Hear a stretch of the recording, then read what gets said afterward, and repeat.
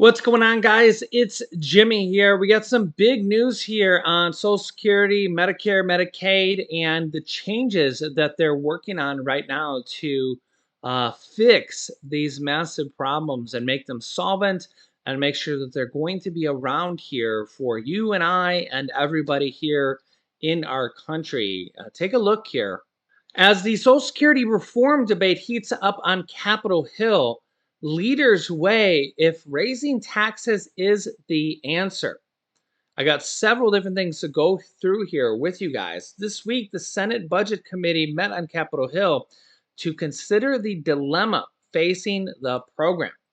The latest projections on Social Security trustees show that programs' combined funds may run out in 2034. Another projection shows that Social Security, I believe it's the Social Security Alone Fund, would run out in 9 years. Proposals to increase levies on high earners have sparked a debate among lawmakers and experts as to whether those changes would be fair. Yeah, the latest projections from Social Security trustees show the program's combined funds may run out in 2034, at which point 80% of benefits would be payable, which would mean a 20% reduction in your benefits if they don't do anything. They can't just leave it alone. They have to start making some changes.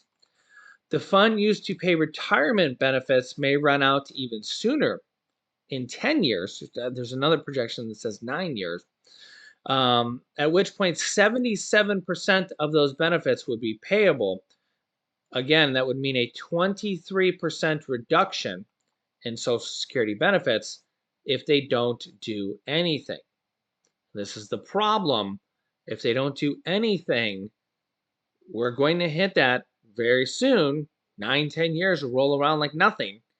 Remember that the next president, whoever is, which right now it's looking to be a rematch of Biden or Trump, and both of them are kind of running on the campaign of we're not going to touch Social Security, we're not going to do anything, we're not going to change it, we're not going to, and that's kind of a problem because the next election's in a little bit over a year. It's like a year and 4 months or something like that.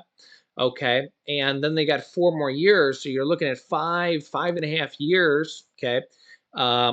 And if 5.5 years rolls around and nothing is done to Social Security, you're now looking at less than 5 more years until Social Security runs out of money. Okay. The closer and closer we get to Social Security running out of money, the money in the Social Security Trust Fund goes lower and lower and lower and lower and lower until it gets closer to zero. Okay. That means the more drastic changes they need to make to the Social Security system, that's not good. They needed to make changes to Social Security many years ago, like they did when they raised the retirement age once already. Okay. That actually helped Social Security remain solvent. They need to make more changes, or else Social Security will run out of money in 9 or 10 years. Okay. If they don't make more changes, especially now with the baby boomer population, more people retiring in that generation, it's just a large chunk of people retiring. We're going to run the Social Security system is going to run out of money, and it'll still have money because people are paying into the system every month. But what will happen is the people that pay into the system every month, the money will come in and the money will go out immediately, which Social Security projects will mean a 23% reduction to benefits, as you just seen there. So the current proposals, the most popular proposals right now are make the wealthy earners pay more taxes, raise the retirement age yet again, and take the money that's in the Social Security Trust Fund and have a portion of it. Right now it's primarily invested into U.S. Treasuries, but also take some of the money and let it be invested, or have an option to let it be invested in the stock market and maybe the bond market as well, because historically over time that has a higher rate of return over time. Okay. And as opposed to just U.S. Treasuries. And by having a higher rate of return over time, that extra couple percent would mean a lot of money. Okay, it's just a lot of money. Historically, the stock market over time is maybe about a 9% rate of return, which is much, much higher than just US Treasuries. US Treasuries are very, very safe, but that extra couple percent over time is adds up to billions or trillions of dollars more in everybody's pockets. In fact, here's what Governor Ron DeSantis from Florida, who is a Republican nominee, he floats changes to Social Security changes for younger generations. Here's what he has to say here. Of course, we're going to protect people's Social Security. My grandmother passed away when she was 91. That was her sole source of income. And that's true for millions of seniors. And so that goes without saying. So when people say that we're going to somehow cut seniors, so that is totally not true.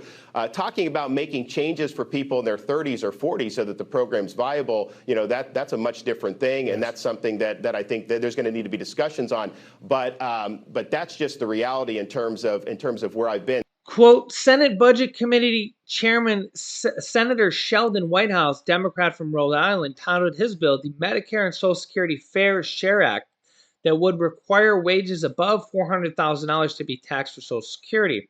This is also similar to Senator Bernie Sanders' bill. Right now, the cap on Social Security contribution means a tech exec making $1 million effectively stops paying into the program at the end of February, because they've hit the maximum amount that they can earn back in Social Security. While a school teacher making far less contributions, their share through every single paycheck contributes their share through every single paycheck throughout the year. This is basically because the maximum amount you pay into Social Security right now is about $160,000 a year. It's because the amount you pay into Social Security is the amount you get back. It's basically like a pension system or a 401k system. Social Security is the same type of thing. Okay, you pay in, the maximum you can pay in per year is $160,000 right now. Last year was 147, and that's the maximum benefit that you can pay in, because that's the maximum benefit you can pay out. And that's the maximum you would get back.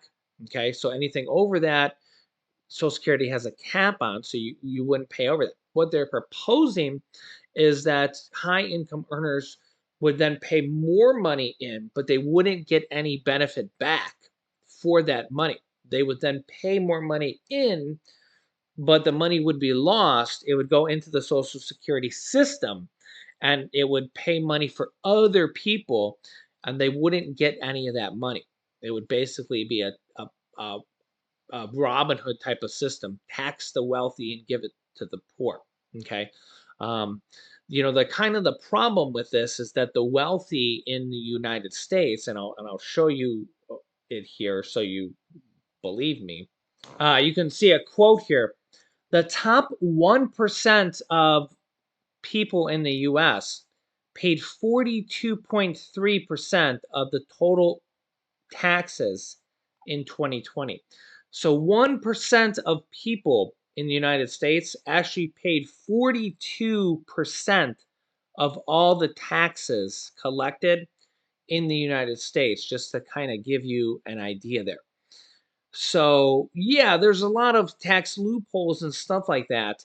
But you got to remember that they're also making a lot, so they're paying a lot of taxes. So, um, it's a lot of give and take system. You really don't hear a lot of this stuff, but I know a lot about taxes. My father-in-law is an accountant, and they do pay a lot of taxes.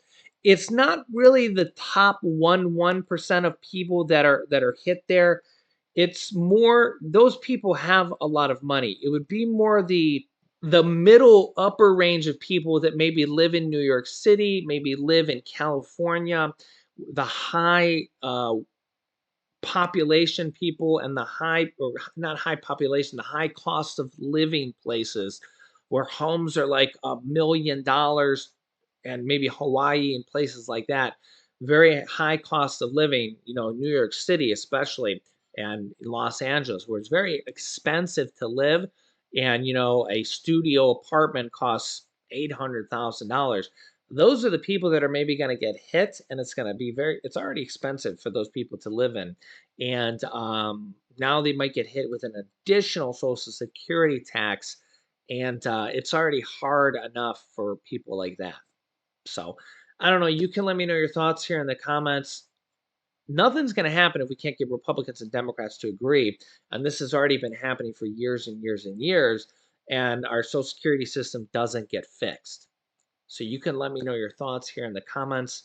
I'll keep you up to date here. They have to do something or else we're all in trouble. So if you haven't yet, subscribe down below. Click the bell icon so you don't miss out on anything. Thanks for liking and sharing these videos. Here's some videos you should watch next. Click here to see why people are getting hacked at Walmart and losing their hard-earned money. Or you can click here to see why North Korea may have just started World War III. Thanks for watching, guys, and I'll see you in the next video.